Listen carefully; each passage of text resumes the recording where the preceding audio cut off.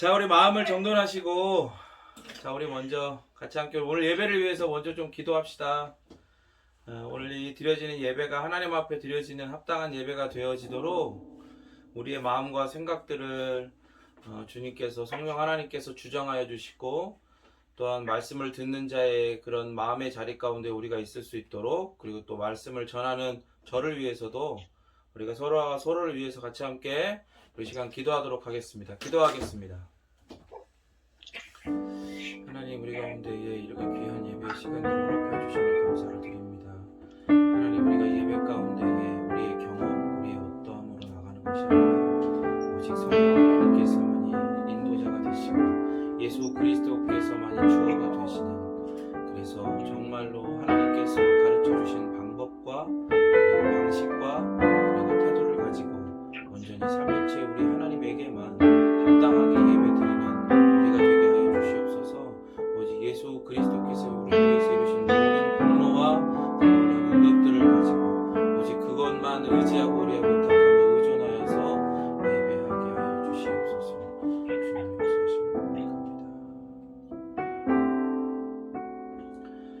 하나님, 우리로 하여금 오직 삼위일체 하나님에게만, 그리고 하나님께서 가르쳐 주신 방식과 방법과 그리고 태도를 가지고 예배하게 하여 주시옵소서. 말씀을 듣는 자의 합당한 마음으로, 그리고 말씀을 전하는 제게도 성령 하나님께서 인도하여 주셔서 하나님의 말씀의 원의를 흐리지 않고 담백하게 그 말씀의 원의를 전하는 그런 시간 되게 도와주시옵소서. 거룩하신 예수 그리스도의 이름으로 기도드립니다. 아멘. 이거 녹화 눌렀죠? 예. 자, 그러면 우리 자리에서 일어나셔서요, 우리를 예배 가운데로 부르시는 삼위일체 하나님 앞에 묵도함으로 나아가도록 하겠습니다. 기도하겠습니다.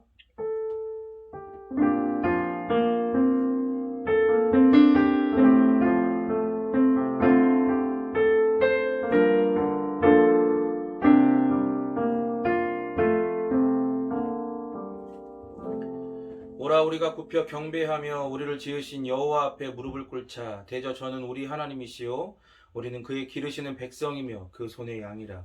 너희가 오늘날 그 음성 듣기를 원하노라. 하나님, 하나님의 은혜로 일주일간 우리가 그 섭리와 그 말씀의 보호를 받으며 살다가 이 귀하고 영광스러운 이 예배의 시간, 예배의 자리 가운데에 우리를 불러 모아주시니 감사를 드립니다. 하나님, 우리가 개인으로서 뿐만이 아니라 우리를 공동체로 부르시고 이 귀한 영적인 공동체 가운데 이 귀한 예배의 시간들을 허락해 주셔서 우리 공동체를 통하여 하나님의 그 이름에 합당한 인정과 존중과 영광을 받으심을 감사드립니다. 오직 하나님께서 하나님답게 인정받고 영광받고 예배 받으시는 그러한 시간 되어지기를 사모하오니 부족하고 연약한 우리를 통하여 오직 하나님께서 우리로 하여금 예배 받아 주시옵소서. 거룩하신 예수 그리스도의 이름으로 기도드립니다. 아멘. 예, 자리에 앉으셔서 사도신경으로 삼위일체 우리 하나님을 향한 우리의 신앙을 고백하도록 하겠습니다. 전능하사 천지를 만드신 하나님 아버지를 내가 믿사오며 그 외아들 우리 주 예수 그리스도를 믿사오니 이는 성령으로 잉태하사 동정녀 마리아에게 나시고 본디오 빌라도에게 고난을 받으사 십자가에 못 박혀 죽으시고 장사한 지 사흘 만에 죽은 자 가운데서 다시 살아나시며 하늘에 오르사 전능하신 하나님 우편에 앉아 계시다가 저리로서 산자와 죽은 자를 심판하러 오시리라. 성령을 믿사오며 거룩한 공회와 성도가 서로 교통하는 것과 죄를 사하여 주는 것과 몸이 다시 사는 것과 영원히 사는 것을 믿사옵나이다. 아멘. 우리 찬송가 2장으로 삼위일체 우리 하나님을 높여드리겠습니다.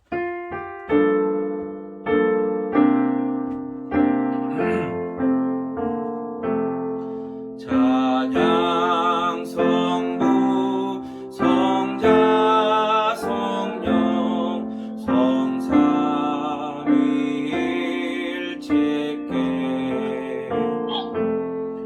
영원 무궁하게까지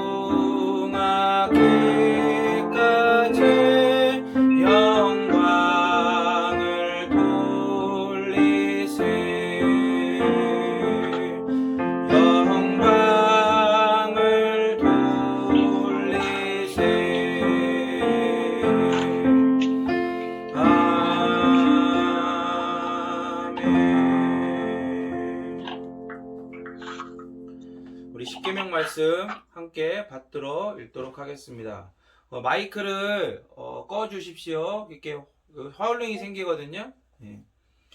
우리 십계명 말씀 같이 함께 받들어 읽도록 하겠습니다. 제1은 너는 나 외에는 다른 신들을 내게 두지 말라. 제2는 너를 위하여 새긴 우상을 만들지 말라. 제3은 너는 내 하나님 여호와의 이름을 망령되게 부르지 말라. 제4는 안식일을 기억하여 거룩하게 지키라. 제5는 내 부모를 공경하라. 제6은 살인하지 말라. 제7은 간음하지 말라. 제8은 도둑질하지 말라. 제9는 내 이웃에 대하여 거짓 증거하지 말라. 제10은 내 이웃의 집을 탐내지 말라. 아멘. 우리 이 말씀 앞에 우리 일주일의 삶을 비추며 다시금 회개하고 사제의 확신과 그 기쁨 가운데에 나아가도록 하겠습니다. 기도하겠습니다.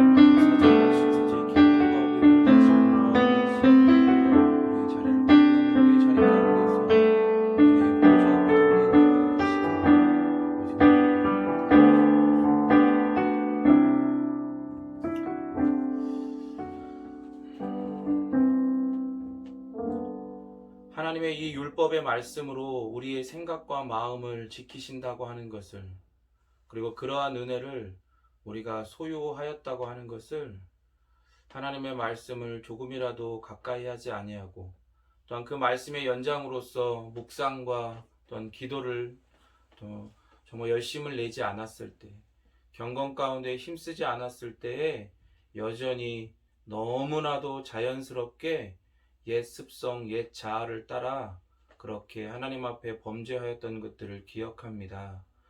주님 용서하여 주시옵소서. 오직 이 시간 우리가 회개한 모든 죄들에 대하여 더 이상 우리가 묶여있지 않고 오직 그리스도께서 영단번의 제사로 우리의 모든 죄들을 영원히 씻으셨음을, 온전히 대속하셨음을 다시금 믿게 하시고 그 은혜의 자리 가운데에 우리를 놓아주셨고 우리가 그 자리에서 탈락되지 않으며 그 결정과 선언이 번복되지 아니함을, 불변함을 우리로 하여금 확신하게 하여 주시옵소서. 그래서 우리로 하여금 그 사제의 확신과 기쁨을 다시금 소유하게 하시고 이 시간 오직 예수 그리스도 안에서 그 연합의 자리 안에서 이 은혜의 보좌 앞에 담대히 나아갈 담력을 얻었음을 다시금 깨닫게 하사 이 영광스러운 예배, 이 은혜의 자리 가운데 우리로 하여금 나아가게 도와주시옵소서. 거룩하신 예수 그리스도의 이름으로 기도드립니다. 아멘. 같이 함께 말씀 보겠습니다. 오늘 우리에게 주시는 말씀은 마태복음 13장 1절부터 9절까지의 말씀입니다. 마태복음 13장 1절부터 9절까지의 말씀입니다.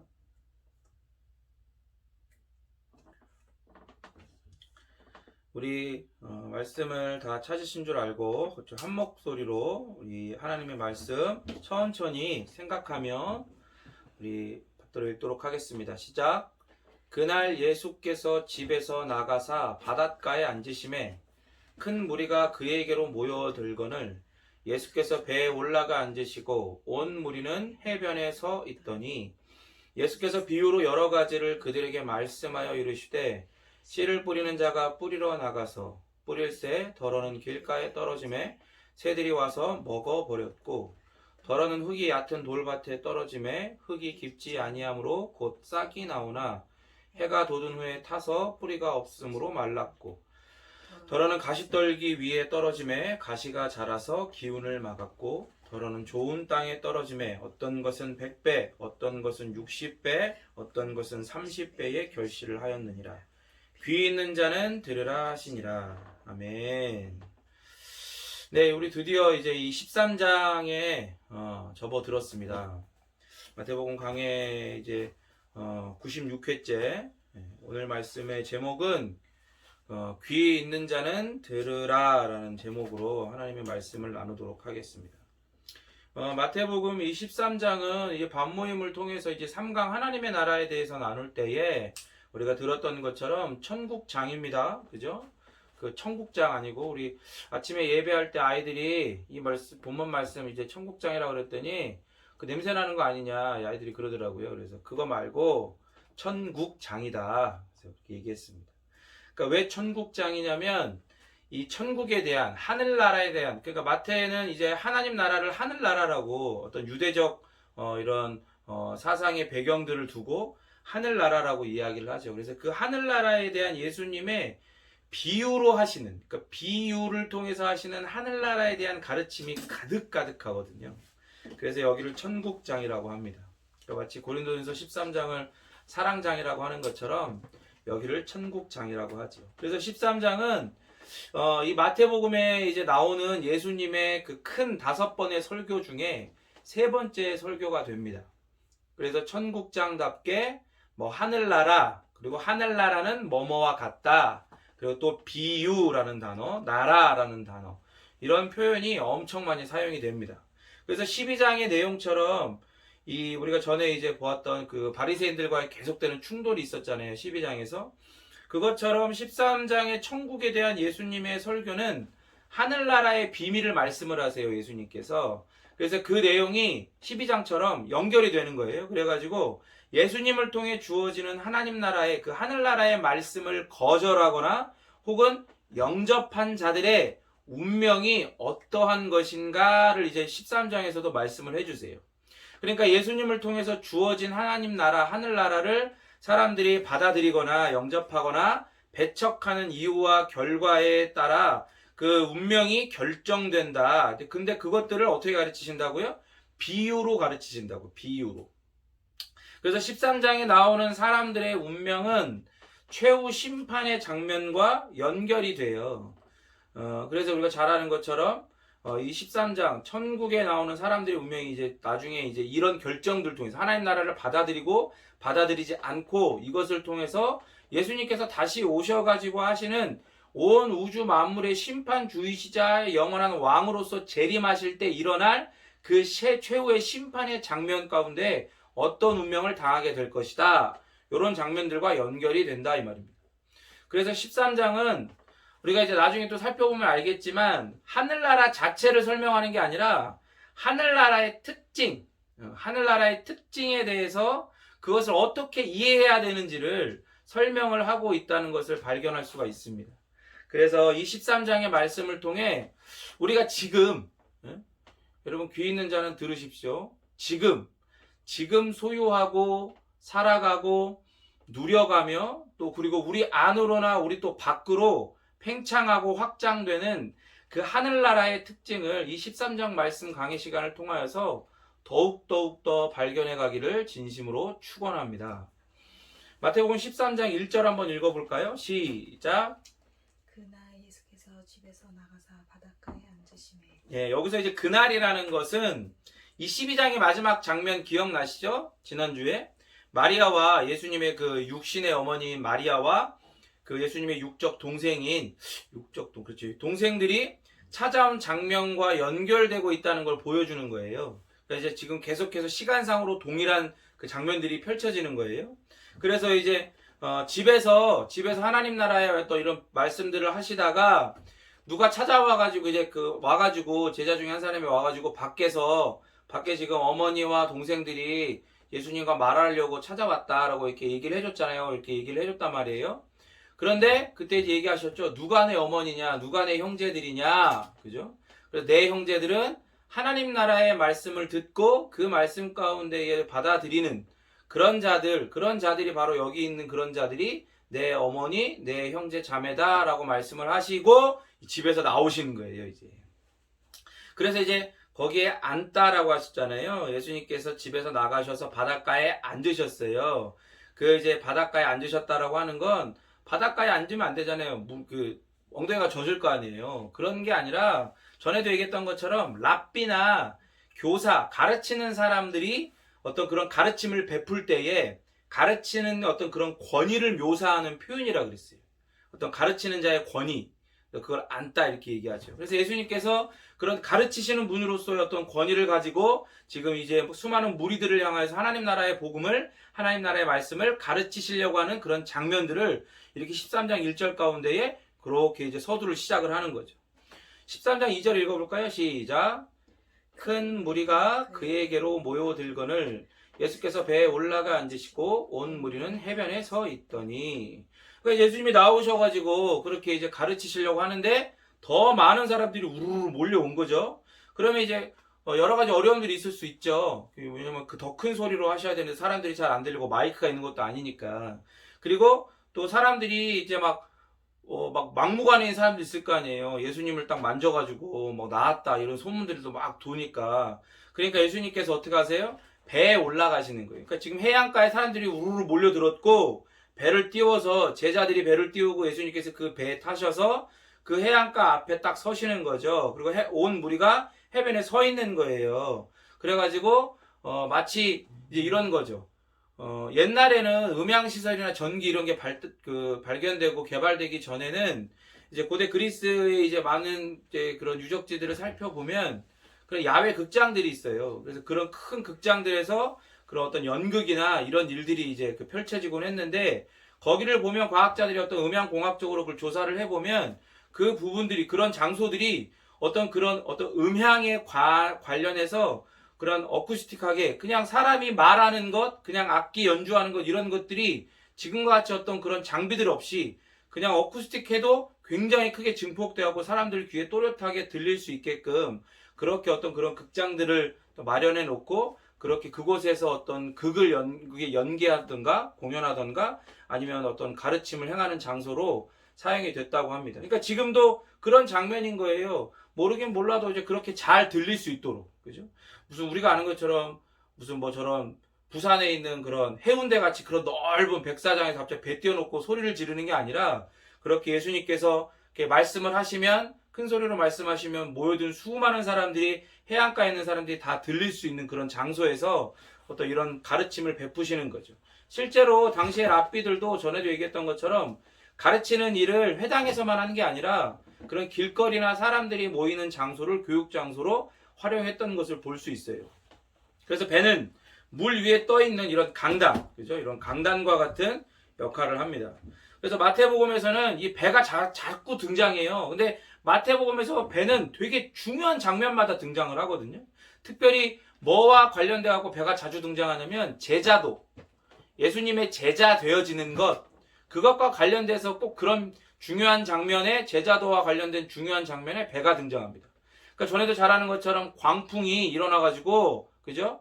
그래가지고 거대한 어떤 그런 풍랑이 일어가지고 사람들 제자들이 다 죽게 된 상황에서 예수님을 깨워가지고 예수님이 이제 꾸짖으시고 잠잠하라 하실 때 광풍이 잠잠하게 되는 사건에서처럼 배는 예수님과 제자들이 항상 함께 있는 그런 공간들을 이야기해요. 그래서 거기서 예수님의 참 예수님 되심을 경험하고 예수님의 참 사람 되심을 또 닮아가고 배워가고 하는 어떤 그런 공간이죠.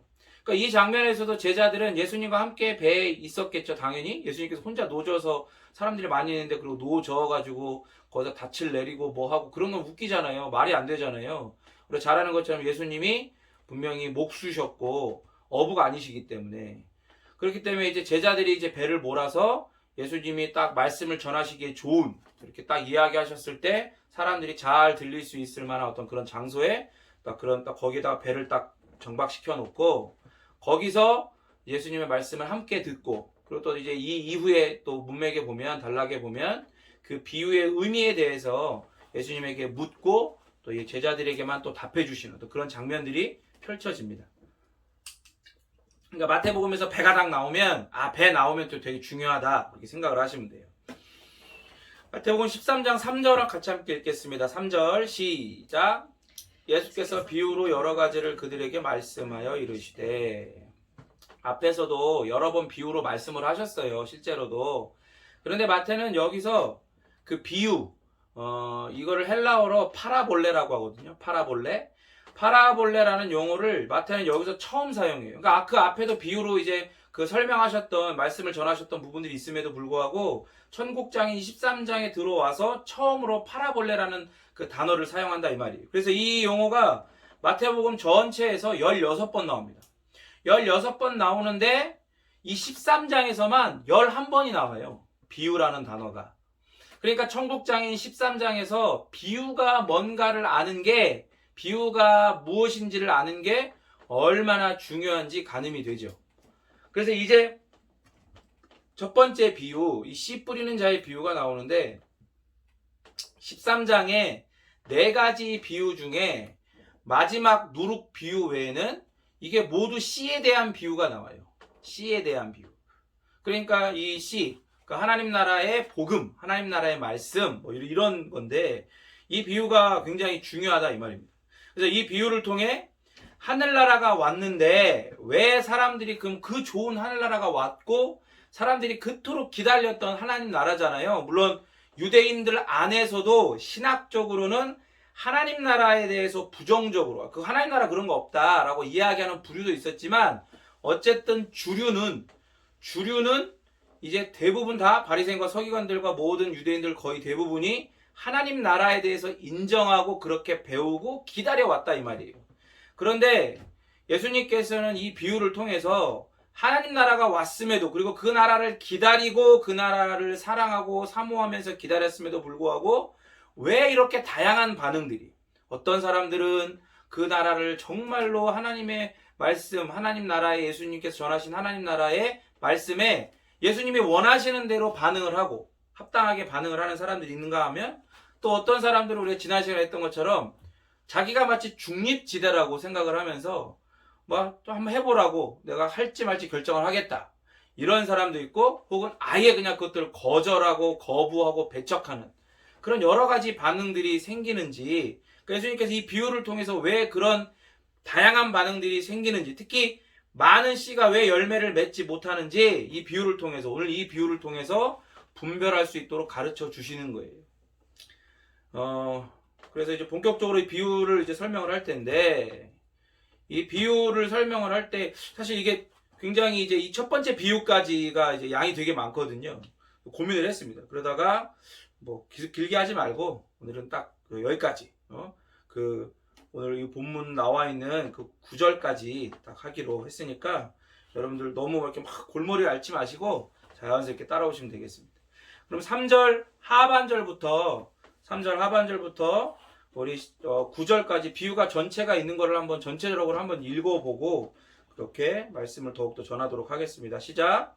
씨를 뿌리는 자가 뿌리러 나가서 뿌릴 새 더러는 길가에 떨어짐에 새들이 와서 먹어버렸고 더러는 흙이 얕은 돌밭에 떨어짐에 흙이 깊지 아니하므로 곧 싹이 나오나 해가 돋은 후에 타서 뿌리가 없으므로 말랐고 더러는 가시떨기 위에 떨어짐에 가시가 자라서 기운을 막았고 더러는 좋은 땅에 떨어짐에 어떤 것은 100배 어떤 것은 60배 어떤 것은 30배의 결실을 하였느니라. 귀 있는 자는 들으라 하시니라. 공간복음에서 이 마태, 마가, 누가복음 있잖아요. 마태, 마가, 누가복음을 공간복음이라고 하는데 이 세 복음서에서 오직 마태복음에서만 직접적으로 씨 뿌리는 자의 비유라고 제목을 붙여요. 이제 이후에 단락에 보면 그렇게 제목을 붙여요. 씨 뿌리는 자의 비유다 이러면서. 그리고 그 말씀을 하나님 나라의 말씀이라고 아예 그냥 대놓고 기록을 하죠. 마태복음에서만. 그러니까 그만큼 중요하다는 얘기예요. 그리고 제목은 씨 뿌리는 자의 비유이지만 이 비유의 초점은 사실 씨가 아니라, 그리고 씨 뿌리는 자가 아니라 그 씨가 뿌려지는 땅입니다. 토양. 그죠? 그 씨가 뿌려진 이후에 결실을 맺거나 맺지 못하는 결과에 대한 내용은 이게 13장 전체에 흐르는 중심 주제와 연결이 돼요. 아까 얘기했죠? 13장은 천국장으로서 하늘나라의 특징을 이해하도록 예수님이 비유를 통해서 설명을 하시는 장이에요. 그리고 특별히 그 전체 주제는 그 나라에 과연 이러이러한 특징을 가진 이런 놀랍고 은혜로운 나라에 대해서 어떠한 반응을 보여야 되는가. 그러니까 12장과의 내용이 계속 이어지는 거잖아요. 그래서 그 결실을 맺거나 맺지 못하는 결과에 대한 내용, 그렇죠? 그 결과는 어떠한가? 그럼 너희들이 어떠한 결과를 맺는 씨가 되어야겠는가? 혹은 그 땅이 되어야겠는가? 그런 씨가 너희들 마음이라고 하는 그런 땅에 딱 뿌려졌을 때 너희들이 어떠한 결과를, 결실을 맺거나 혹은 맺지 못하는 어떤 결과를 취해야겠는가? 그것들을 이제 설명을 하시는 거예요. 그래서 이 씨 뿌리는 자의 비유는, 이 비유 자체가 조금 오늘 어려운 단어가 등장을 하는데 한번 이렇게 귀동냥으로 한번 들어보신 분도 있을 거예요. 풍유적이에요, 이 비유 자체가. 그러니까 풍유라고 하는 건 알레고리를 이야기하거든요. 알레고리. 그래서 이 말씀을 하신 예수님께서 비유의 의미를 나중에, 그러니까 이렇게 비유를 이제 풍유적으로 알레고리하게 이렇게 설명을 하셨으니까, 이야기를 하셨으니까 그 이후에 알아먹지 못하는 제자들의 요청에 의해서 설명을 해주시는 장면들이 나오죠. 그러니까 풍유는 알레고리라고 하는데, 알레고리는 헬라어거든요. 근데 그 알레라는 단어와 그 다음에 고리라는 단어가 합성된 합성어예요. 그래서 알레가 뭐냐면 다르다라는 뜻이고, 고리는 뭐냐면 말하다라는 거예요. 그러니까 알레고리는 다른 말을 하는 거죠. 그러니까 예를 들어서 A를 이야기했는데 문자적으로는 말로는 A를 이야기했지만 이 A뿐만이 아니라 A라고 말하거나 기록한 것 이면에, 그 뒷면에는 또 다른 뜻이 있다는 거예요. 그러니까 쉽게 이야기하면 이소무화 있잖아요. 이소무화는 분명히 동물들의 이야기란 말이에요. 동물들의 이야기인데 그게 알레고리인 거죠. 그래서 그 풍유적인 거예요. 그 이소무화, 동물들의 이야기를 보고, 아, 이게 사람들 사이의 일이구나. 사람들을 비유해서 이거를 이렇게 동화로 기록을 한 거구나. 이 교훈을 사람들에게 주기 위해서 그렇게 이해를 하는 거죠. 그러니까 하나의 이야기가 그 뒷면에 또 다른 뜻을 갖는다. 그게 알레고리예요. 그러니까 성경에도 이 알레고리가 사용이 되죠. 성경에서의 알레고리는 저자가 어떤 목적, 특별히 이제 이 구원의 역사 있잖아요. 창세기 3장 15절부터 시작되었고 계속해서 펼쳐지는 그 구원의 역사를 설명하기 위해서 그 인간 저자가, 성령 하나님께서 인간 저자를 통하여서 의도적으로 비유의 각 요소를 구원사의 의미에 대응시키는 거예요. 이게 무슨 말인지 헷갈리는데, 쉽게 얘기하면 이런 겁니다. 노아의 방주 이야기가 나오잖아요. 근데 이거는 분명히 역사적인 진짜 실제 있었던 이야기인 동시에 또한 이 이야기들 안에는 홍수 심판뿐만 아니라 그 홍수 심판이 마지막 심판을 이야기하는 거고, 방주가 예수님에 대한 그런 알레고리인 거예요. 그 방주가 결국 우리를 구원하시는 예수님이다라고 하는 또 다른 뜻을 갖는다는 거죠. 그런데 문제는 뭐냐면 이 풍유와 그 다음에 풍유화, 그러니까 영어로 하면 알레고리와 알레고리제이션은 다른 거예요. 이거 두 개를 구별해야 돼요. 이게 무슨 말이냐면, 풍유화는 뭐냐, 원래의 원 저자가 의도하지 않은 내용을 그것을 읽는 사람이 나중에 후대의 독자가 여기에, 야, 이걸 내가 보니까 여기에는 영적인 또 다른 의미가 있네, 이걸 여기다 감추어 놓은 거네 라고 하면 자기 마음대로 해석을 하는 거예요.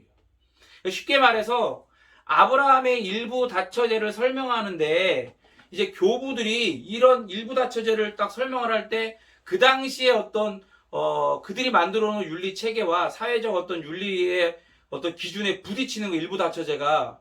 그러니까 이거를 설명하려고 알레고리제이션하게 이걸 설명을 하는데, 어떻게 설명하냐면 사라의 그 그 의미는 덕이거든요. 덕스럽다 할 때. 그리고 하갈은 교육하다라는 의미예요. 가르치다라는 의미. 그러니까 아브라함이 이거 일부다체절을 한 거를 설명을 하는데 덕과 교육과 결혼했다. 그러니까 아브라함의 아내들은 아브라함이 그렇게 덕을 가지고 또한 가르치기를 잘하는 그런 아브라함의 그런 자질을 설명하기 위해서 사라와 하갈과 결혼했다라고 해석을 하는 거예요. 그러니까 말이 좀 안 되잖아요. 그런 식으로 해석을 하는 거예요. 그러니까 이런 알레고리제이션한 풍요화적인 해석이 교부 시대나 중세 시대에 굉장히 많이 사용됐어요. 그러니까 그만큼 하나님의 말씀이 하나님의 말씀답게 존중받지 못한 거죠. 그래서 이런 풍요화적인 해석, 알레고리제이션한 해석은 우리가 철저하게 지양해야 됩니다. 이것들을 거부해야 돼요. 본문의 의도를 지나치게 벗어나게 만들거든요. 그리고 성경이 아닌 영해, 그러니까 영적인 해석 있죠. 그 안에는 이게 성경은 영적인 거기 때문에 거룩하신 영이 사람의 저자를 기록한 것이기 때문에 이 안에는 그냥 문자적인 의미 말고도 영적인 의미가 있다. 그러니까 내가 지금 이것을 권위를 가지고 이 영적인 의미를 기도하면서 깨달았다. 그렇게 해석하는 사람들이 있어요. 그러니까 이 알레고리제이션하게 해석을 하잖아요. 그러면 성경이 아니라 그렇게 해석을 하는 사람의 권위를 두게 되는 거예요. 성경의 권위를 두는 게 아니라 해석하는 사람의 권위를 둔단 말이에요. 영해자의, 영해하는 사람의. 그러니까 굉장히 위험한 거예요. 그러니까 해석자가 그 의도가 뭐 아무리 진실되고 성도들을 바르게 또 지도하기 위해서건 뭐건 간에 풍요와 알레고리제이션하게 해석하는 건 자의적으로 본문을 오해해서 많은 사람들을 현혹시키고 심지어 이게 이런 방식이기 때문에 이단 사상이 마치 성경적으로도 옳은 것처럼 변증하기 위한 목적으로 수없이 활용됐었고 지금도 그렇게 활용되고 있어요. 그러니까 예수님의 이런 풍유적 비유의 말씀을 볼 때 우리는 비유를 둘러싼 이게 역사적으로 이게 어떤 배경이 있는지 그리고 이게 또 문학적으로는 또 어떻게 해석돼야 되는지 그리고 마태복음의 경우에는 마태의 신학적인 배경이 무엇인지 이런 거를 함께 고려해서 해석을 해야 되는 거예요. 그러니까 세 가지 역사적, 문학적, 신학적 이런 배경들을 같이 보면서 균형을 잡아가면서 이 비유를 해석해야 된다 이 말입니다. 만약에 이 세 가지를 무시하고 아까 얘기했던 것처럼 무슨 영해한다, 영적으로 해석한다, 이따위 소리로 하면서 이렇게 말씀을 이렇게 보잖아요. 비유를 풀어내잖아요. 그러면 이런 거 있죠. 풍선을 불다가 탁 놓쳐버렸네. 그러면 이 풍선이 어떻게 돼요? 후루루루 하면서 여기저기로 날아다니잖아요. 그런 것처럼 본래의 의도에서 벗어나서 이 해석이 어디로 갈지 모르는 거예요. 그러면 하나님의 말씀은 이 말씀을 읽고 이 말씀이 주어진 자를 한 목적지로 데려가죠. 어디로 데려갑니까? 결국 하나님 나라로. 그리고 그 하나님 나라 가운데에 정말로 우리로 하여금 들어가게 하고 구원받는다라고 하잖아요. 그래서 구원받은 자가 그 하나님 나라에 들어가게 된 자가 하나님 나라의 백성 하나님의 자녀답게 살아가도록 성숙해 가도록 그래서 그를 통하여 이 땅 가운데 하나님 나라가 팽창되고 확장되어져가는 그런 놀라운 일들 그 다가올 하나님 나라의 완성 그 종말을 향하여 그 정해진 목적지 그 한 목적지를 향해서 건강하게 달려가게 한단 말이에요. 그런데 아까 얘기했던 것처럼 풍요적으로 알레고리제이션하게 해석을 해버리면 그 말씀을 그렇게 멋대로 해석한 사람도 그리고 그렇게 배운 사람도 다 어디로 가겠어요? 몰라 어디로 갈지. 헤매는 거예요. 그럼 결국 헤매다 어디로 가겠어? 지옥불 속에 떨어지겠지. 그러니까 이거를 잘 알아야 돼요. 이 비유를 해석할 때에 아까 얘기했던 역사적, 문학적, 신학적 이런 문맥들을 잘 살펴야 된다 이 말입니다. 그러니까 제가 이걸 직접적으로 경험을 한 게 군대에 있을 때 되게 아끼던 후임병이 있어요. 그래서 이 후임병과 이제 군종 생활을 이제 그런 그 군종의 어떤 이런 걸 받아가지고 하는 그런 공식적인 군종이 아니라 그냥 목사가 너희 연대, 너희 대대 군종 해라 이렇게 하는 거 있잖아요. 그래서 자기 건 다 하고 그 일과 시간 끝난 다음에 가가지고 이제 허락받고 가서 자기 시간을 쪼개가지고 이제 뭐 차 방문을 한다든지 복음을 전하고 뭐 그런 거 하는 거 있죠. 위문하고 그런 거. 그런 일들을 하는 이제 군종들이 됐어요. 저도 그렇고 제가 아끼는 그 후임병도 그런 군종을 이제 된 거예요. 저를 통해서. 그래서 같이 그런 일들을 하는데 그래서 이제 그런 귀한 기억들이 있으니까 그 친구가 이제 전역을 한 다음에 저를 자기네 교회에 초대했어요. 초대해갖고 한번 갔죠. 금요일인가? 금요일 철야 기도회 때 갔어. 수원에 어디였던 것 같은데 갔는데 이제 기도회 시간이니까 이제 갔더니 제가 좀 늦게 가고 갔더니 불이 다 꺼져 있고 이렇게 앞에 이렇게 이제 그런 거 있잖아요. 청계산 기도원처럼 분위기가 이렇게 앞에 불 조그맣게 하나 켜져 있고 그 앞에 이제 여자 목사님인데 뒤에 이제 이렇게 불 다 꺼져 있고 뒤에 이렇게 불이 비치니까 여자 목사님 주변으로 이렇게 그 인위적 아우라가 이렇게 파란색 인위적 아우라가 이렇게 쫙 펼쳐지면서 거기서 이제 이렇게 기도를 하면 좋은데 기도를 하는 게 아니라 말씀을 막 전하더라고. 말씀을 꽤 오래 해요. 뭐래 하면서 이제 기도를 하는 거예요. 근데 그때 말씀이 아담이 이제 아담과 하와가 타락한 장면의 말씀들을 하시는 거예요. 그러면서 이제 막 기도를 하는 거야. 근데 이상해. 한 번도 들어보지 못한 놀라운 해석이야. 뭐 이상한 해석들을 하더라고요.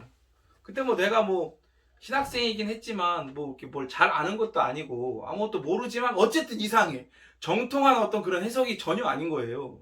그래갖고 이제 기도가 다 끝나고 뭐 다 끝나고 그분도 이제 어쨌든 그 이제 개척교회 같은 어떤 그런 인원이 적은 숫자고 또 이렇게 열심히 있고 뭐 하고 하다가 이렇게 소개를 이렇게 좋게 해줬으니까 이렇게 잡으려고 하셨는지 되게 잘해주시면서 뭐 말을 하시다가 자기들 성도 교육하는 자료를 저한테 주시더라고요. 그래서 이제 나중에 뵙겠습니다 하고 인사를 하고 나왔지. 집에 가서 보니까 이건 진짜 말도 안 되는 거야 진짜.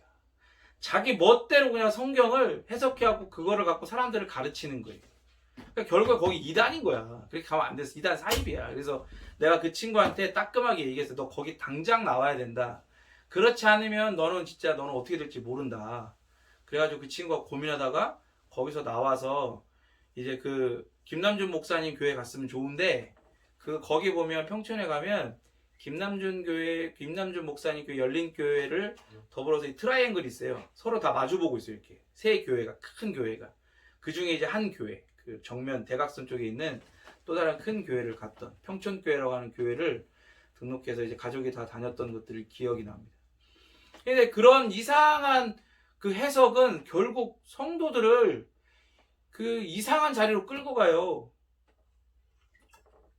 사람들의 이제 이 신앙도 이상해지고 신앙이 이상해지다 보면 결국에는 그런 인격도 그 삶도 이상해집니다. 그러니까 그렇게 막 풍선 불다가 놓친 것 같은 그런 해석을 따라가면 절대로 안 되겠습니다. 그러니까 여러분들도 경건에 힘쓰는 동시에 우리가 이 CT를 이제 하잖아요. CT를 하자고 한 이유가 바로 이런 거예요. 개인이 큐티를 하면은 역사적, 문학적, 신학적 문맥들을 고려하면서 그런 부분들을 계속해서 배워가면서 하면 모르겠지만 그런 부분들을 배워가거나 그런 부분들이 그런 코칭을 받고 지도를 받으면서 하면 모르겠는데 큐티를 그냥 오늘 나에게 주시는 말씀, 오늘 나에게 하는 말씀 이러면서 이 큐티를 하게 되면 이렇게 자기도 모르게 알레고리제이션하게 풍유적으로 해석을 할 수밖에 없는 거예요. 성경에 나오는 내용들. 그러니까 그런 내용들도 그렇게 해석을 하는데 당연히 비유가 나오면 성경에 비유가 굉장히 많으니까 비유나 또 상징도 많은데 그런 것들이 나오면 그렇게 알레고리제이션하게 해석을 해가지고 그 사람의 신앙이 이상하게 형성이 되는 겁니다. 그러니까 그런 부분들을 빠지면 안 되기 때문에 우리가 이제 최소한의 장치로 CT를 하자라고 얘기하는 거고 여러분들이 그렇게 CT를 하면 자연스럽게 여러분 가운데 형성되어지는 게 뭐냐면 하나님의 말씀의 원의가 원래의 뜻이 어떤 방향성 정해져 있는 건강한 방향성이 뭔지를 자연스럽게 알아가게 되는 장점이 있는 거죠. 그러니까 여러분들이 그렇게 CT를 해 가다 보면 제가 혹 실수로 풍유적으로 뭔가 해석을 알레고리제이션하게 어떤 해석을 하게 되잖아요. 설교자가. 그럼 여러분들이 그게 이건 아니다라고 알아챌 수 있는 어떤 그런 능력들이 배양이 되는 거예요. 그 안에서. 그러니까 여러분들이 그런 것들을 열심히 하셔서 또한 이런 부분들을 도움을 줄 수 있는 책들도 이제 앞으로 차근차근 읽어갈 거예요. 그래서 그렇게 그런 능력들을 가지시고 그렇게 하나님의 말씀을 하나님의 원의에 맞게 해석하고 또 그것들을 이해하고 또 깊이 생각하고 묵상하고 적용하는 그런 우리 성도들이 되기를. 그래서 앞에서 어떤 설교자가 성경을 해석하고 설교하든지 간에 이 사람이 이상하게 풍요적으로 해석하지 않게끔 그렇게 잘 또 서로가 서로를 지켜주는 그런 참된 공동체가 되기를 여러분 축원합니다. 예수님의 이 비유가 항상 얘기했던 것처럼 마태는 이 유대인들 독자들이 1차 독자이기 때문에 이 구약을 되게 많이 인용을 하잖아요. 여기도 예수님께서 이 비유를 하실 때에 이 씨 뿌리는 자의 비유를 하실 때에 유대인들로서 그들이 교육받은 구약의 내용들을 가지고 그것들을 떠오르게 하는 내용들을 가지고 지금 이 말씀을 하시는데 이사야서 55장 10절 11절 한번 읽어볼까요? 시작. 이는 비와 눈이 하늘로부터 내려서 그리로 되돌아가지 아니하고 땅을 적셔서 소출이 나게 하며 싹이 나게 하여 파종하는 자에게는 종자를 주며 는 자에게는 양식을 줌과 같이 내 입에서 나가는 말도 이와 같이 헛되이 내게로 되돌아오지 아니하고 내가 보낸 일에 형통하리라. 아멘. 그러니까 이 씨 뿌리는 자의 비유를 하실 때 이 배경의 말씀, 이사야서 55장의 말씀들을 염두에 두고 그래 너희들이 유대인이니까 나와 같은 유대인들이기 때문에 당연히 이 말씀이 바로 생각이 날 거야 라는 걸 염두에 두시고 이 말씀을 하시는 거예요. 이사야서의 말씀처럼 비와 눈을 하나님께서 이 땅에 주실 때에 그것들이 그냥 아무런 뜻도 없이 그냥 내렸다가 다시 증발해갖고 되돌아오는 게 아니라 그렇게 내림을 통해서 이 땅 가운데에 그런 열매를 맺고 그 열매를 또 하나님의 백성들이 복으로 누려가게 하시잖아요. 그런 것처럼 열매 맺는 것처럼 하나님의 말씀이 그렇게 눈과 비가 내리는 때에 그 의도를 가지고 주시는 것처럼 하나님의 말씀이 의도를 가지고 이 백성들에게 주어졌을 때 반드시 하나님의 목적이 이루어진다. 이런 말씀을 하시는 거예요. 그러니까 씨 뿌리는 자의 비유를 던지실 때에 그 배경에 있는 전제가 뭐냐면 이사야서 55장의 전제인 거죠. 이 말씀은 하나님의 말씀이다. 그러니까 이 말씀을 하실 때 당연히 예수님께서 참 하나님이시니까 하나님이시고 더불어 하나님께 성부께서 자기를 보내셨단 말이에요. 메시아로 긍휼의 종으로서 보내셨기에 이 말씀을 하시는 예수님의 말씀은 반드시 하나님의 말씀으로서 하나님의 말씀의 그 목적, 주신 목적을 이루고야 만다. 이런 전제를 까는 거예요. 그러니까 이 말씀이 얼마나 권위 있게 들리겠냐고요. 그래서 하나님은 유다와 예루살렘 주민들에게 묵은 땅을 갈되 가시덤불 속에 씨를 뿌리지 말라고도 하셨거든요. 예레미야 4장 3절 읽어볼까요? 시작. 여호와께서 유다와 예루살렘 사람에게 이와 같이 이르노라 너희 묵은 땅을 갈고 가시덤불에 파종하지 말라. 그렇죠.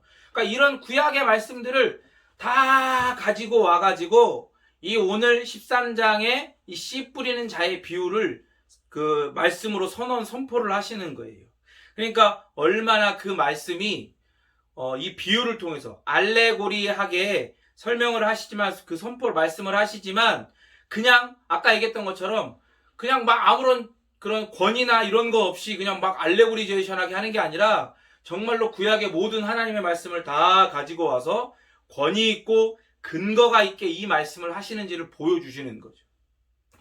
자, 그럼 어떤 말씀을 하시나 3절 하반절 읽어보겠습니다. 시작. 씨를 뿌리는 자가 뿌리러 나가서. 그래서 씨 뿌리는 자의 비유를 듣는 이 청중은 이제 2절에서 나왔던 그 무리들, 그 많은 무리들이 다 이 비유를 듣고 있는 거예요. 씨는 이 좋지 않은 땅에도 이제 뿌려지는 겁니다. 이제 1세기 팔레스타인의 이 농부들, 그러니까 농부들은 빈곤해요. 빈곤하다 말이에요. 그래서 제한되고 척박한 땅에서 농사를 지었어요. 그러니까 당연히 가난할 수밖에 없지. 뭐 잘 아는 것처럼 그 팔레스타인 그 근동 지방이 땅이 그렇게 좋은 땅이 많지를 않으니까. 그러니까 그런 척박한 땅에 농사를 짓는데 그러니까 당연히 좋은 땅이 많지를 않으니까 그냥 땅에다가 이 땅만 있으면 어쨌든 소작이건 뭐건 간에 땅만 있으면 뿌리는 거야. 뿌릴 수 있을 때까지 뿌리는 거예요. 그래서 이 씨가 잘 이제 정착을 하고 그 뿌리를 내리고 싹을 틔워서 열매를 맺으면 잘 커갖고 열매를 맺으면 감사한 거고 아니면 어쩔 수 없는 거죠. 그러니까 최대한 뿌리는 거예요. 그러니까 뿌리러 그런 마음을 가지고 뿌리러 나간 거예요. 그래서 4절 읽겠습니다. 시작. 뿌릴 새 덜어는 길가에 떨어짐에 새들이 와서 먹어버렸고. 농부가 일부러 그렇게 한 건 아닌데 여러분들 씨 뿌려보면 아시겠지만 이렇게 씨를 뿌리잖아요. 어떤 건 심지만 이렇게 뿌리는 씨도 있어요. 이렇게 씨 딱 뿌리면 씨 중에 어떤 것을 이렇게 쫙 뿌리다 보면 저쪽 끝에 가요. 그러면 거기가 밭두렁 근처에 떨어진단 말이에요. 그러니까 밭두렁이라고 하는 게 뭐냐면 그런 거 있죠. 이렇게 그 밭을 이렇게 나눠 놓은 거예요. 그러니까 이게 예를 들어 저 사람 이웃 사람의 그 밭이 있고 내 밭이 있으면 그 가운데 일부러 두렁을 이렇게 만들잖아요. 두렁을 만들어 가지고 길처럼 한 사람 지나다닐 수 있게 있을 만한 어떤 그런 두렁을 만든단 말이에요. 그래서 그게 지나다니는 길도 되는 동시에 이 사람과 내 사람 밭 사이의 경계가 되는 거단 말이에요. 근데 지금 농부가 딱 씨를 뿌렸는데 일부러 그런 건 아니지만 뿌리다 보니까 그 밭 두렁 그 거기에 씨가 떨어진 거예요. 그러니까 길로 번역한 헬라어가 호도스인데 이게 문맥에서는 그렇게 밭을 구분하는 밭두렁을 가리키거든요. 그래서 두렁은 다른 밭과 이렇게 구분짓는 기능을 하고 그렇기 때문에 밭 가운데도 생길 수가 있죠. 그러니까 이제 그 당시 팔레스타인의 농작법이 좀 지금이랑 좀 달라요. 씨를 뿌려요. 그러니까 이게 그 땅의 특성을 이해하면은 이제 이해할 수가 있는데 씨를 먼저 뿌려. 씨를 다 뿌려요. 다 뿌리고 나서 밭에 쟁기질을 하는 거야. 그러니까 원래 우리 상식은 쟁기질을 먼저 해갖고 이렇게 턱을 이렇게 만든 다음에 이렇게 굴곡을 만든 다음에 그러고 나서 그 사이에다가 씨를 조조조조 뿌린 다음에 딱 덮고 물을 뿌리고 그게 이제 일반적인 상식이잖아요. 그런데 그렇게 안 해요, 이 사람들은. 이 사람들 당시 팔레스타인 농작법은 씨를 먼저 다 뿌려. 그리고 나서 밭에 쟁기질을 하는 거예요. 쟁기질 해갖고 이게 그 위에 덮이도록.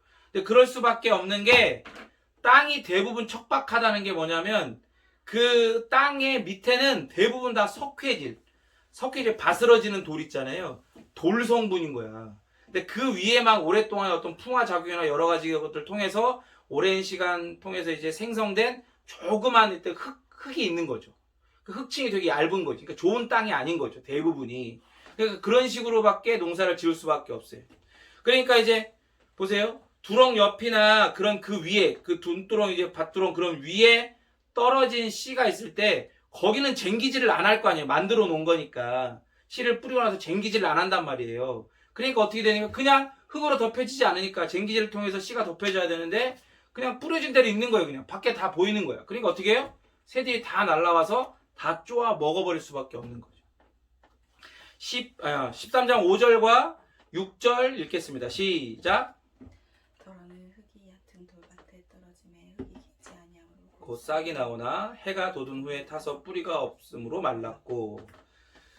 그죠? 직역하면 어떤 씨는 흙이 많은 돌투성이 땅에 떨어졌고 흙이 깊지 않아 즉시 싹이 났다. 그러나 해가 돋자 뿌리가 없어 말라버렸다. 아까 얘기했던 것처럼 대부분 그런 땅이란 말이에요.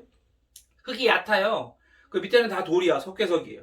그러니까 그런 땅 위에 떨어진 거예요. 근데 흙이 많은 돌투성이 땅 이게 이제 헬라어로 타페트로데인데 타페트로데라고 하는데 이걸 개역개정은 돌밭으로 그리고 새 번역은 돌짝밭으로 번역을 했어요. 근데 본문에는 그런 밭 이걸 헬라어로 밭을 아르고스라고 그러거든요. 근데 아르고스라는 단어가 안 나와요. 원래는 원문에는. 그러니까 이게 사실은 밭이 아니라 그러니까 밭이라고 하는 건 내가 한 가지 그 작물을 하기 위해서 이렇게 딱 만들어 놓은 거잖아요. 근데 이게 밭이 아니라 이걸 뭐라고 하냐면 그 하나의 전체 큰 밭에 있는 지금 이제 씨를 뿌릴 때 4가지 땅이 나오죠. 그러니까 여기는 뭐냐? 큰 하나의 밭에 씨를 다 뿌렸는데 그 씨가 어떤 거는 그렇게 밭 두렁에 떨어지고 어떤 거는 이런 돌이 밑에 있는 얕은 흙이 있는 그런 땅에 떨어진 거예요. 땅. 그러니까 돌투성이 땅. 그렇게 생각하면 되는 거예요. 그러니까 다 다른 밭에 뿌린 게 아니다 이 말이에요. 이 밭이 씨를 뿌린 게 아니라 한 밭에 뿌렸는데 그 밭 안에 이런 땅들이 있는 거예요. 다른 토양의 땅이 같이 이렇게 있는 거예요. 그러니까 우리가 농사를 져보면 알겠지만 어떤 땅은 같은 밭에 있어도 막 그 흙이 막 푸석푸석하고 다 바스러지는 그런 토질의 땅이 있고 어떤 데는 물이 막 가득 먹었고 막 질고 막 그런 땅이 있거든요. 그런 것처럼 지금 그런 걸 설명을 하는 겁니다. 그래서 팔레스타인의 많은 땅은 이제 그 석회석 위에 흙이 살짝 덮인 상태의 땅이 대부분인데, 흙이 깊지 않은 돌투성이 땅에 떨어진 씨는 어떻게 되겠어요? 이게 뿌리를 쭉 내리다가 땅에 딱 그 돌에 걸리겠죠. 그 돌에 걸리니까 더 이상 뿌리를 내지 못하는 거예요. 그러니까 거기서 멈추고 힘을 어디에 쏟아야 돼요? 그 이제 나머지 이제 조금 뿌리 내렸지만 그 힘을 물을 쭉 빨아들여서 싹을 틔우는 데 힘을 써야 될 거 아니에요. 그러니까 얘네들은 땅에 딱 내리자마자 뿌리 조금 내리고 바로 물을 빨아들여 가지고 싹이 탁 돋는 거예요. 그 싹이 돋은 다음에 어떻게 하는 거예요? 아예 자라지 못하고 이렇게 쪼아 먹혀버린 씨에 비하면 그나마 조금 자라죠. 싹이 이렇게 하고 나와가지고 자라지만 태양이 떠오르니까 이 근동지방의 태양이 얼마나 뜨겁겠어요, 낮에.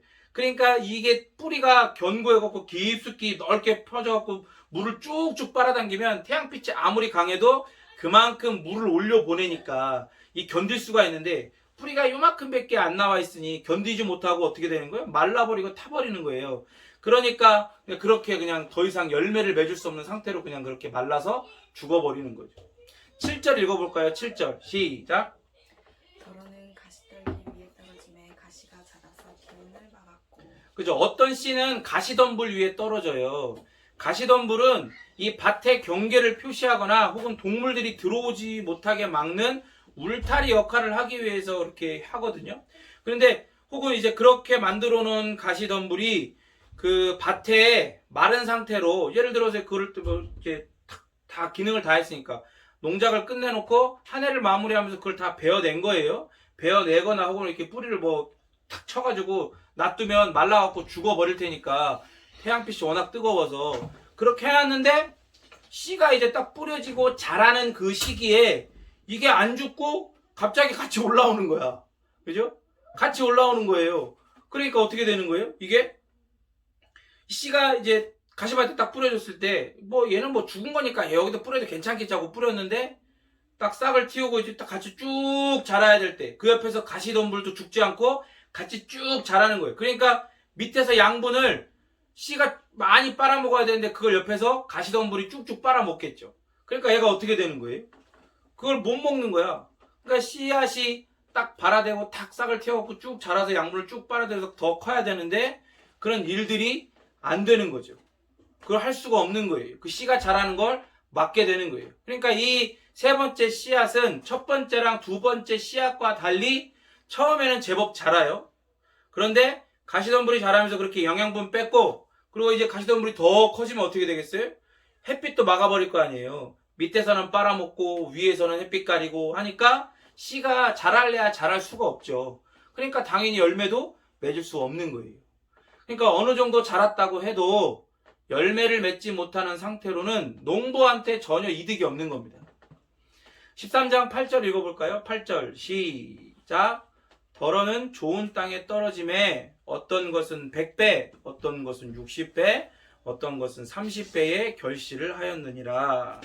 이걸 직역하면 다른 씨는 좋은 땅 위에 떨어져 열매를 맺었는데 100배, 60배, 30배를 맺었다. 좋은 땅 위에 떨어진 씨는 진짜 다른 결과를 냅니다.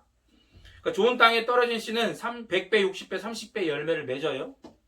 좋은 땅에 뿌려진 씨가 이걸 잘 아셔야 되는 게 뭐냐면, 그 좋은 땅에 뿌려졌다고 좋은 땅에 뿌려지기만 하면 그 씨들이 전체가 다 한꺼번에 100배, 60배, 30배 결실을 맺는 게 아니라, 어떤 이런 비유적인 표현이 아니라 씨마다 열매 맺는 양이 다르다는 걸 보여주는 거예요. 좋은 땅에 똑같이 떨어져도 A라고 하는 씨는 100배의 열매를 맺고 B라고 하는 씨는 60배, C라고 하는 씨는 30배의 열매를 맺는다, 이런 뜻인 거예요.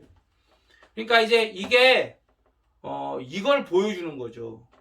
농부가 그렇게 어쩔 수 없이 좋은 땅이 그렇게 희귀하고 대부분의 땅이 그렇게 석회질로 돼 있어서 돌밭 같아서 이게 이렇게 막 뿌렸다고 해서 막 잘 자라고 그러지 않을 거라는 거 아는 거죠. 그러나 그럼에도 불구하고 이렇게 기대를 가지고 뿌리는 이유는 뭐예요? 바로 이렇게 좋은 땅에 뿌려진 씨들 중에 100배의 열매, 그죠? 그렇게 앞에 실패를 다 커버할 수 있는 그러한 결실을 맺는 그러한 씨들이 있다는 거예요. 그러니까 이 100배라고 하는 건 앞에 실패와 대조되는 수치인 거죠. 그러니까 기대 이상의 수확을 상징하는 거예요. 그러니까 유대 문헌의 자료를 보면 이게 그냥 허무맹랑한 이야기가 아니라 유대 문헌의 자료를 보면 시리아 지역에서 씨앗 하나가 100배의 결실을 맺었다는 기록이 실제로 있어요. 그러니까 이 표현이 불가능한 게 아니라 실제 그런 어떤 그 당시의 어떤 시대상들을 반영해서 예수님께서 말씀하셨다는 걸 알 수 있죠. 그래서 여기서 보면 결실을 하였느니라 라고 하는 건 에이투 가르폰이라고 하는데 이걸 직역하면 열매를 내고 있었다. 다시 열매를 내고 있었다가 되는 거예요. 그러니까 이게 뭐냐면 미완료 과거형인 거예요. 그러니까 과거에 어떤 순간에 열매가 났어. 그런데 이게 미완료예요. 완료가 되지 않은 거니까 지금도 계속해서 열매가 계속해서 맺어지고 있다는 거죠. 그러니까 이거를 뭐라고 볼 수 있냐면 열매가 맺어지고 더불어 무르익어가는 과정을 묘사한다라고 볼 수 있어요. 그러니까 이게 아까 얘기했던 것처럼 열매, 씨앗, 열매 이런 건 예수님께서 하나님 나라의 백성, 특별히 하나님 나라의 그 백성으로서 예수님의 제자 이것과 관련해서 설명을 많이 하시는데 제자가 한 번의 열매를 맺는 게 아니라 한 번의 제자가 되는 게 아니라 그렇게 성숙을 향해서 그 스승인 예수님을 따라가며 닮아가는 그런 성숙을 향해서 발전하는 과정을 비유한 거죠. 그러니까 쉽게 얘기하면 우리가 그리스도인으로서 그리스도를 따라가고 예수 그리스도를 닮아가며 그렇게 성숙해가는 성화되어져 가는 그런 과정들을 의미하는 거예요. 100배, 60배, 30배. 그러니까 우리가 전에도 얘기했던 것처럼 이 100배, 60배, 30배는 히브리적 표현이거든요. 근데 헬라적 표현은 우리가 잘 아는 것처럼 30배, 60배, 100배. 작은 거에서 큰 걸로. 근데 히브리의 표현은 큰 거에서 작은 걸로 이렇게 표현을 한단 말이에요. 어쨌든 과정을 의미한다. 그러니까 농부가 씨를 뿌리러 나갔잖아요. 다 뿌렸어. 이거 딱 보면 우리가 이 말씀을 볼 때 이 농부가 멍청한 것처럼 보이는 거야. 왜? 아니 그렇게 막 다 뿌려가지고 씨앗도 다 버리고 왜 그렇게 하는 거야? 뭐 우리 입장에서 뭐 땅을 일구고 땅을 잘 만들었고 뭐 하면 되지 않냐 이런 생각들 하지만 중요한 건 뭐냐면 이걸 보고 열매를 맺지 못하는 토양에 씨를 뿌리는 모습에 대해서 처음엔 농부가 실패했다고 생각할 수 있지만 밭의 대부분은 토양이 좋지 않기 때문에 씨를 낭비하는 어리석은 농부처럼 농부가 멍청하게 보일 수 있어요. 그런데 그 밭에도 좋은 땅이 있단 말이에요. 그리고 그곳에서 기대 이상의 결실이 드러난단 말이죠. 나머지의 실패를 커버하는. 그러니까 우리가 농부가 실패하거나 어리석은 사람이 아니라 그들이 사람들이 알지 못하는 비밀을 알고 씨를 뿌렸다는 걸 깨닫게 되는 거예요. 그러니까 씨를 뿌리는 것은 사실 이게 누가 하는 거예요 지금. 이 씨 뿌리는 농부는 누구를 비유하는 거예요? 예수님을 비유하는 거거든요. 그러니까 예수님의 사역이에요. 씨 뿌리는 사역이. 그러니까 동시에 이제 나중에는 누구에게 이 사역이 위임돼요? 제자들에게 위임되는, 그래서 제자들이 감당해야 될 사역이 되죠. 그리고 지금은 누구에게 위임됐습니까? 바로 예수님의 제자들인 우리에게, 우리가 감당해야 되는 사역이 바로 이 씨 뿌리는 사역인 거예요. 그런데 이런 거예요.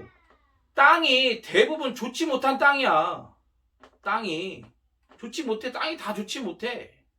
뭐가 좋은 땅이고 뭐가 가시밭 땅이고 뭐가 돌짝밭 땅이고 뭐가 길가의 땅, 그 논두렁의 땅인지 모른단 말이에요. 우리는 밭두렁의 땅인지. 그건 사람이 모르는 거예요. 근데 중요한 건 이거죠. 대부분 안 좋은 땅이야.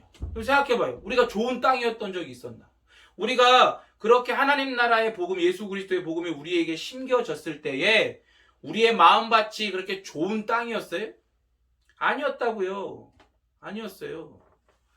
근데 모르는 거예요. 하나님께서 어떻게 우리를, 성령께서 어떻게 우리를, 우리의 마음밭을, 우리의 영혼을 경작하실지 모르는 거야.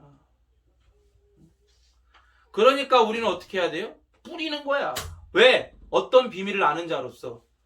뿌리면 성령께서 좋은 땅으로 사람의 마음을 경작하시면 그 땅에 뿌려지게 될 때에 우리는 뭐 때로는 기대 없이 그냥 아무 생각 없이 이렇게 뿌리지만 그렇게 뿌리게 될 때 그 전과 다르게 뭐 조금 소망이 보이다가 또 팍 죽어버리고, 좀 더 크다가 오 이젠 좀 되겠는데 하다가 죽어버리고 했던 그런 실패의 경험들이 있음에도 불구하고 어떤 순간에 그 씨 뿌리는 일의 열매가 그 한 땅, 그 좋은 땅으로 만들어주신 땅의 열매들이 100배, 60배, 30배의 결실을 경험하게 하셔가지고, 아, 내가 진짜 쓸데없는 일 한 게 아니구나. 내가 힘 빠지고 의미 없는 일 한 게 아니구나. 라고 하는 걸 깨닫게 하신다, 이 말이에요. 다른 거 볼 것도 없어요. 여러분 스스로를 보라 말이에요. 나를 보라 말이에요. 여러분 자신이 좋은 땅이었던 적이 있었냐고요. 아니잖아.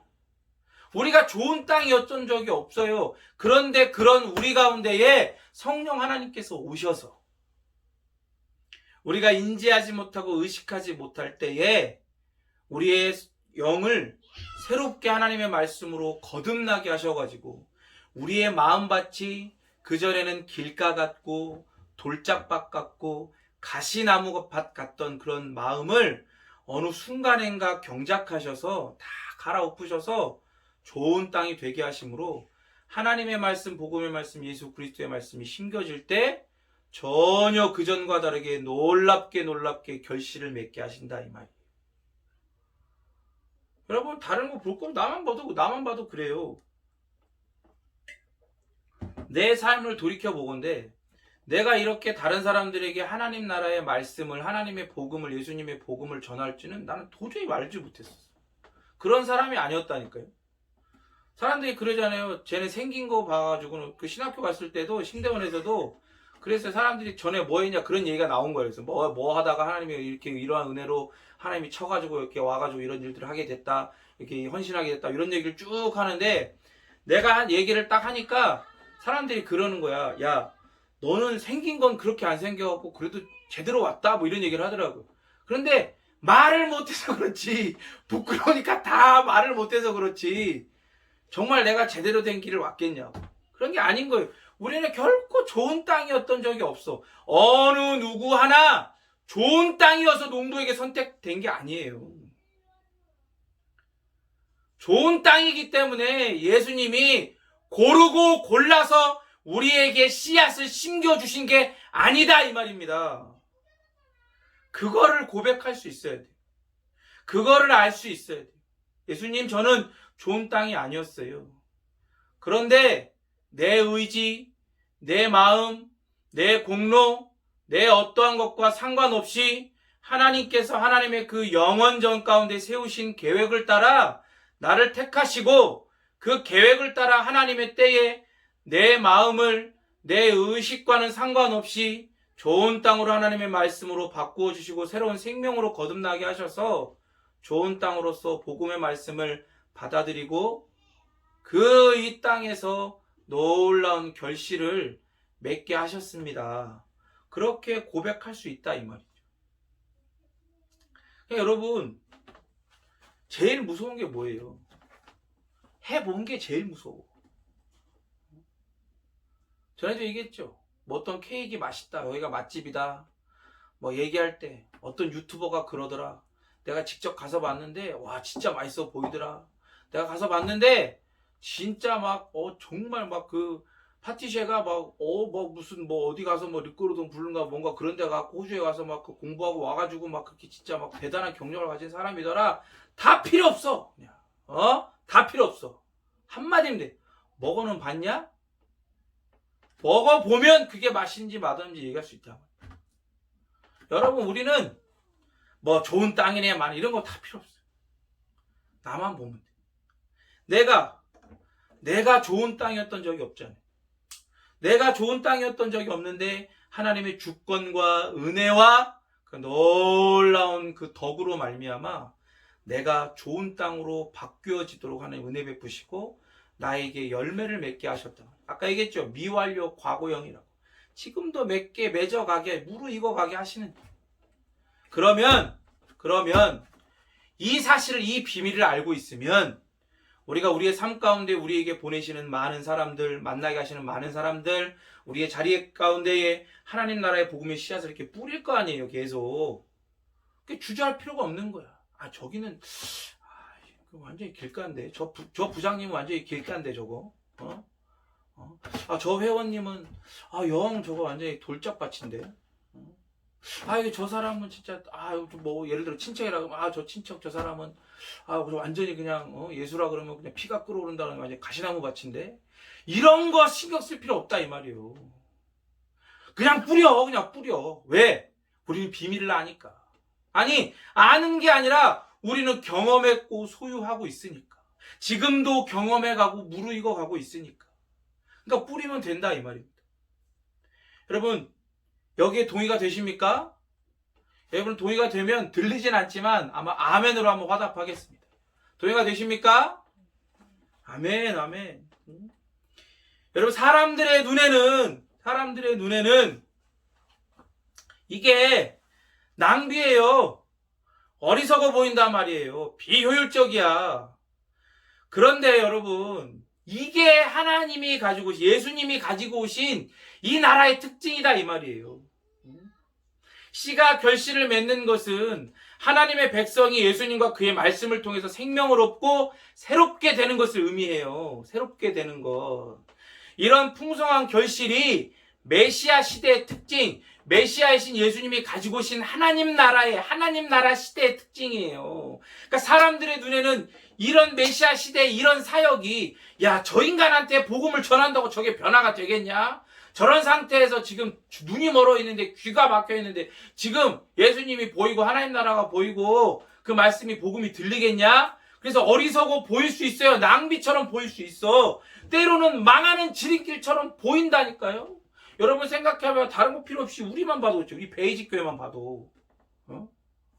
아니 지금 막 전도하고 막 뭘 해갖고 무슨 해피데이인지 뭔지 뭘 새생명 축제인지 뭐라도 해가지고 사람들을 불러 모아야 목회자가 이렇게 생활을 할 수 있게 다 지원도 해주고, 그리고 또 예배당도 좋은 예배당 딱 얻어가지고 번듯한 예배당 얻어갖고 막 주차장도 넓은 주차장 있는 그런 예배당 얻어 사람들 막 오고 막 그런 거 해야 되는데, 지금 이러고 있는 게 얼마나 낭비야, 낭비.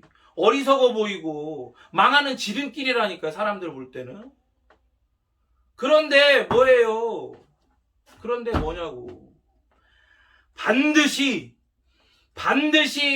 하나님이 기경하시는 그 좋은 땅을 통해서 이런 극적인 위대한 결실이, 대반전이 이루어지고 만다, 이 말입니다. 여러분 믿으십니까? 여러분, 저는 말씀을 준비하면서 이게 너무나 큰 위로가 됐어요. 너무 큰 위로가 됐어. 마음으로 막 큰 교회의 어떤 이렇게 막 양적인 부흥이 일어나서, 양적인 어떤 그런 늘어나가지고 사람들이 목회자의 어떤 이런 부분들 다 지원하고 좋은 예배당 얻고, 그런 건 사실 내 마음에 요만큼 더 바라는 것도 없어. 그거 바라지도 않아. 그런데 힘든 건 힘든 거잖아.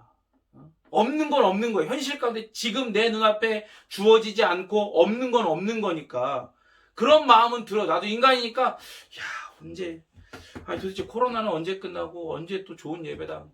우리가 이제 한번 전화해봤던 집 바로 밑에 그런 상가들 모여있는 곳에 좋은 자리가 났어요. 건물에 1층에 이렇게 큰 자리가, 또 2층 3층에도 막 큰 넓은 그런 상가들이 있더라고. 전화를 해봤지. 얼마다 얘기를 듣고 그리고 끊었단 말이야.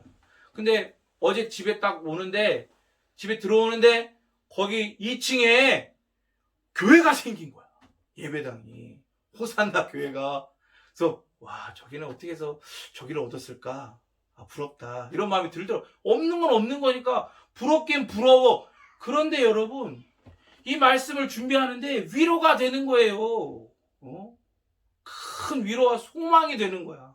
소망이 돼요. 여러분, 우리가 보이는 우리 공동체, 또 우리 개인이 하나님 나라 백성으로 살아가면서 또 하나님 나라의 이 씨를 뿌려가는 이 일들이 사람들 눈에는 낭비고 어리석어 보이고 망하는 지름길처럼 보일지라도, 여러분, 제가 잘 안 하는 예언을 합니다. 절대로 망하지 않습니다. 하나님 나라의 씨를 뿌리는 자는, 울며 씨를 뿌리는 자는 절대로 망하지 않아요. 열매를 맺게 하시는 분이 우리의 아버지시거든요. 절대로 망하지 않으니까 여러분 두려워하지 마십시오. 그러니까 예수님께서 이 비밀들을 선포하시면서 비유로 선포하시면서 마지막에 뭐라고 하시는지 말씀을 들으십시오. 9절 같이 함께 읽겠습니다. 시작. 귀 있는 자는 들으라 하시니라. 아멘. 아멘, 아멘, 아멘. 여러분, 비유로 전해지는 말씀은 귀를 기울여 듣지 않으면 그 의미를 파악하지 못하기 때문에 그냥 지나가는 거야. 뭐 좋은 말씀인가 보지. 그러고 넘어가는 거예요. 그래서 예수님께서는 귀 있는 자는 들으라. 이게 무슨 말이냐? 문자적으로는 귀가 있으면 당연히 들어야지. 똑바로 들어. 이런 것처럼도 들리기도 하지만 이렇게 얘기하시는 거예요. 신중하게 정말 이해하고자 하는 간절한 마음으로 내 이 음성, 내 메시지에 귀를 기울여라. 이런 말씀을 하시는 거예요. 그러니까 왜 그럴까요? 아까 얘기했던 것처럼 이 땅이, 이 세상이, 그리고 우리 이 세상에 살아가는 타락한 세상에 살아가는 타락한 우리의 타락한 마음은 결코 좋은 땅이 아니거든. 사람들의 타락한 마음은 결코 좋은 땅이 절대로 아니에요. 어디에도 좋은 땅은 없어. 없어. 다 씨가 드러나가지고 쪼아 먹혀버리는 그런 밭두렁에 있는 그런 땅이고, 혹은 겉으로는 삐까뻔쩍하고 번드르르 보이고 좋아가지고 싹도 금방 다른 데보다 싹도 빨리 나. 왜? 뿌리가 깊게 내리지 못하는 돌짝밭이니까. 그만큼 싹이 빨리 나는 거예요. 하지만 결국 어떻게 돼요? 태양이 쬐면 다 죽어버리잖아. 또 어떤 땅은 잘 자라는 것 같아. 근데 갑자기 옆에서 가시나무도 같이 자라. 그러더니 밑으로 위로 막 해를 가해가지고 자라지 못하는 거예요. 다 그래. 어느 누구 하나 할 것 없이 다 그래요. 그런데 우리는 비밀을 아는 거야. 이 비유를 통해서 우리에게 선포해 주시는 겁니다. 결국에는 좋은 땅으로 열매 맺게 하신다.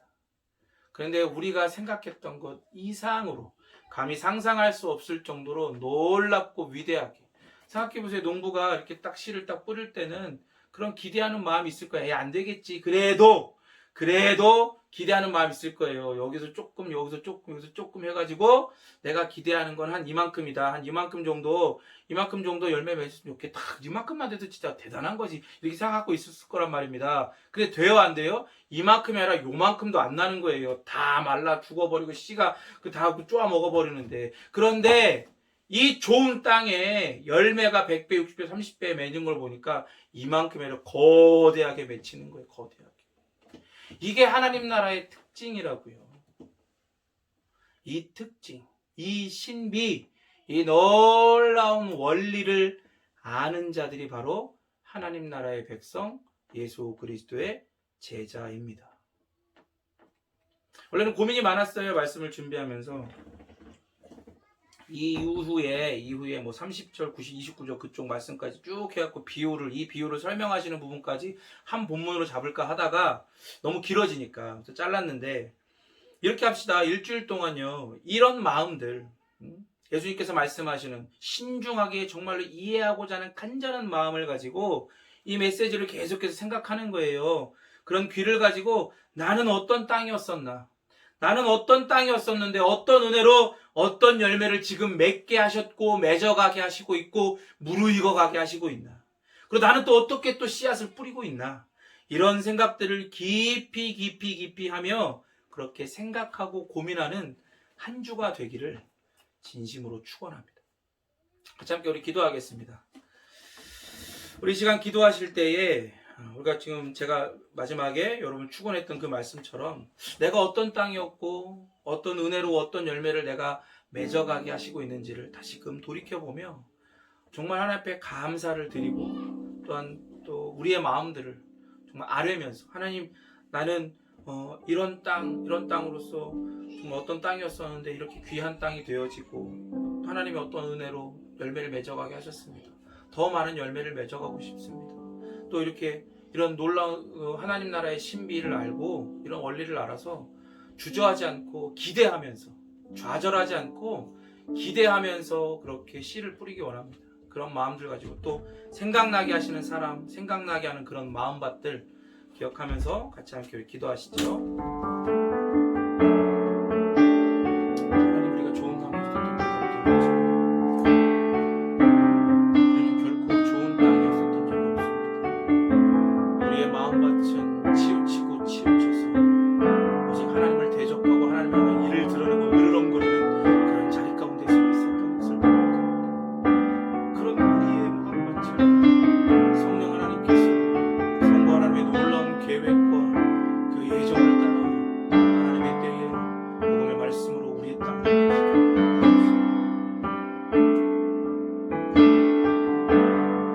어떤 은사 주시는 것처럼 하나님의 말씀으로 우리의 마음밭을 우리가 알 수 없는 때에 일어나고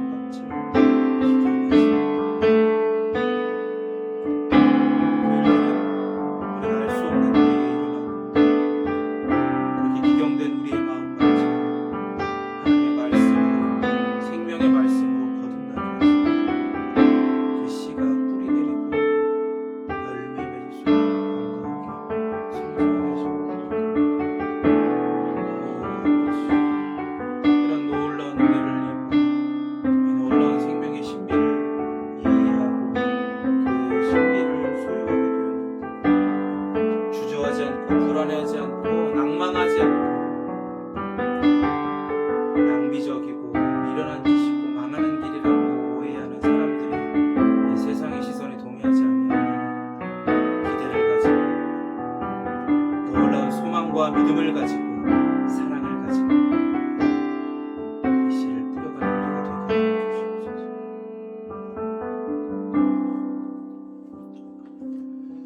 하나님, 결코 좋은 나무였었던 적이 없는 것처럼 우리의 마음밭이 좋은 땅이었었던 적이 그 누구도 좋은 땅이었었던 자는 아무도 없는 것을 고백합니다. 그런 우리에게 하나님의 말씀으로 성령님께서 찾아오셔서 어떤 은사주의자들이 말을 하는 것처럼 우리의 마음을 터치하시고 만지시는 것이 아니라 하나님의 말씀으로 하나님이 예정하신 하나님의 때에 그 새로운 생명의 말씀으로 우리의 마음밭을 기경하시고 갈아엎으셔서 우리가 알지 못하는 때에 그 복음의 말씀 앞에 합당하게 반응해서 구원이라고 하는 하나님 나라의 백성이라고 하는 예수 그리스도의 제자라고 하는 그리스도인이라고 하는 놀라운 열매를 맺게 하심을 감사를 드립니다.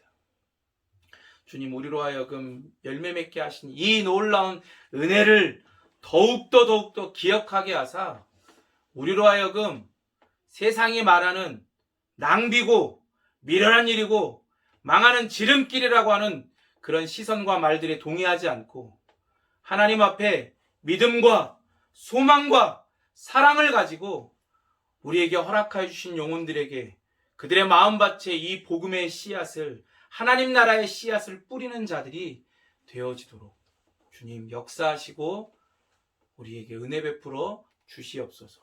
더불어 드려진 헌상을 위해서 기도합니다. 이 헌상이 사용되어지는 모든 곳마다 하나님 나라의 씨앗이 뿌려지는 귀한 은혜가 있게 하시고 그런 곳에 사용되어지도록 그 사역에 사용되어지도록 주님 역사하옵소서. 물질로 인하여 어려움 당하는 지체들 없도록 도와주시고 우리가 함께 서로 통용하며 함께 정말 하나님 나라의 팽창과 확장을 경험하는 우리들 되어지도록 인도하여 주시옵소서. 거룩하신 예수 그리스도의 이름으로 기도드립니다. 아멘. 우리 자리에서 일어나셔서 축도하심으로 예배의 모든 순서를 마치도록 하겠습니다.